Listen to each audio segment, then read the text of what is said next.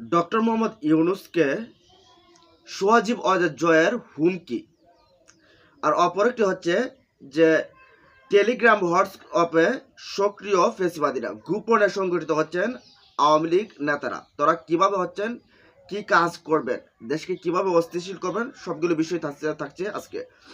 তো দুদক সচিবাদের জয়ের বাড়ি এবং সম্পদের খোঁজখবর নিচ্ছেন, আর এতে করে রেগে মেগে একবারে ফায়ার হয়ে গেছেন সচিবাদের জয়। সচিবাদের জয় বলছেন ডক্টর ইউনূস দেশের বিশৃঙ্খলা এবং গোপালগঞ্জের এবং মাইলস্টোনের এই ঘটনা ভিন্ন খাতে প্রবাহিত করতে গিয়ে তিনি আমার বিরুদ্ধে দুদকের অভিযান শুরু করেছেন বা অনুসন্ধান শুরু করেছেন।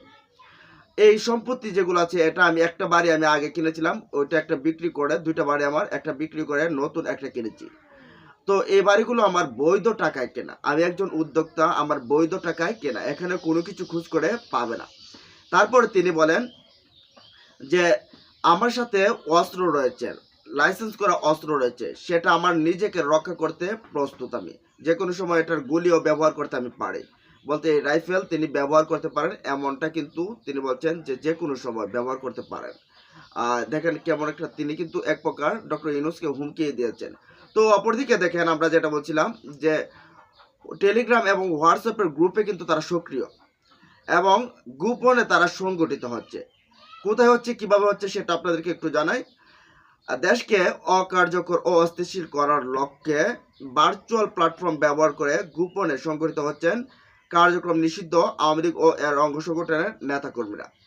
টেলিগ্রাম ও হোয়াটসঅ্যাপে গড়ে তোলা হয়েছে শতাধিক গোপন গ্রুপ, যেগুলো ব্যবহার করে তারা রাষ্ট্রবিরোধী তৎপরতা চালাচ্ছেন বলে দাবি করেছে আইনশৃঙ্খলা রক্ষাকারী বাহিনীগুলো।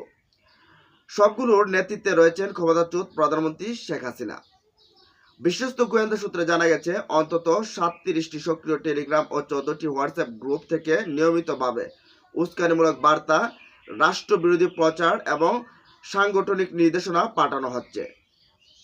এসব গ্রুপে সরকারের নীতি নির্ধারণী কাঠামো, প্রশাসন এবং আইনশৃঙ্খলা রক্ষাকারী বাহিনীর বিরুদ্ধে ধারাবাহিক অপপ্রচার চালানো হচ্ছে।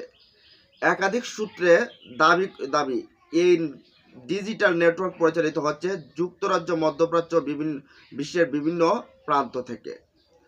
অনুসন্ধানে জানা গেছে সংশ্লিষ্ট টেলিগ্রাম গ্রুপগুলোর মধ্যে রয়েছে আমরা ঐক্যবদ্ধ 64 জেলার বঙ্গবন্ধু সৈনিক, বঙ্গবন্ধুর squad Bangladesh, Dhaka block Mujib force, আমরা শেখ হাসিনার ভ্যানগার্ড, ফেসলেস ডেমোক্রেসি, টিম জয়, বঙ্গবন্ধু 33 এভিনিউ, ধানমন্ডি 32, তারপর বিপ্লবী সিলেট, চেতনা 71, মব সন্ত্রাস প্রতিরোধ, জয় বাংলা 71, উমেন পাওয়ার সেন্ট্রাল বিবৃতি।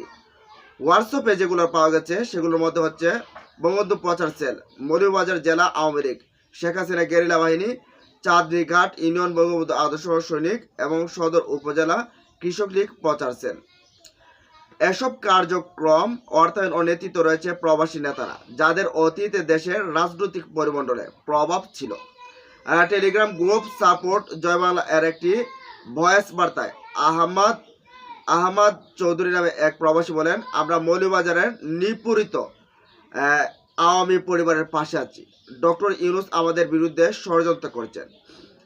তিনি দাবি করেছেন এই গ্রুপে বড় অঙ্কের অনুদান পাঠিয়েছে যুক্তরাজ্য আওয়ামী লীগের সহসভাপতি রহিম সিআইপি, মৌলভীবাজার জেলা আওয়ামী লীগের সাবেক নেতা সাইফুর রহমান বাবুল, শেখ এবং আওয়ামী লীগ নেতা জহির কাজীর জহির, এমনকি শেখ হাসিনা নিজেও একটি অনলাইন সভায় উপস্থিত ছিলেন, ভয়েস অফ ক্লিপে দাবি করেন।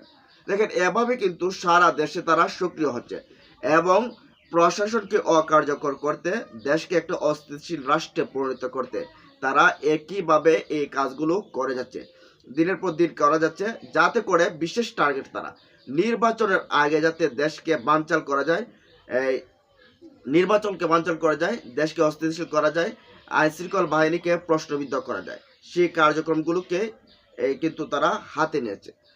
তো এ বিষয়ে সরকার কি করবে না করবে সেটা সরকারের বিষয়, অথবা আইনশৃঙ্খলা বাহিনীর কাছে এই তথ্যগুলো যখন আসছে অথবা তারা কোনো না কোনো ব্যবস্থা নেবে। যাই হোক, কি নেয় সেটা দেখার বিষয়।